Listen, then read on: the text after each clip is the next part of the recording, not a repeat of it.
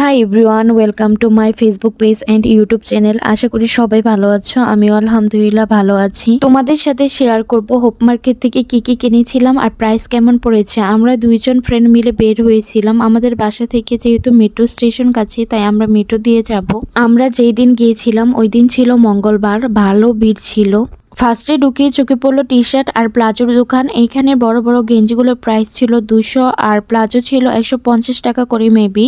ছিল কসমেটিক্সের ব্যান। এই ব্যানগুলো থেকে যা নিবেন সব 20 টাকা এমনই বলছিল ব্যানের মামা। সামনের দোকানে ছিল কাচের জিনিসপত্র। এখানে আপনার ইউনিক ইউনিক কালেকশন পাবে, বাট খুব বার্গেনিং করতে হবে। এখানের ব্যাগের ভালো কালেকশন ছিল। এই ব্যাগগুলোর প্রাইস বলছিল বড়গুলো 150 আর ছোটগুলো 100।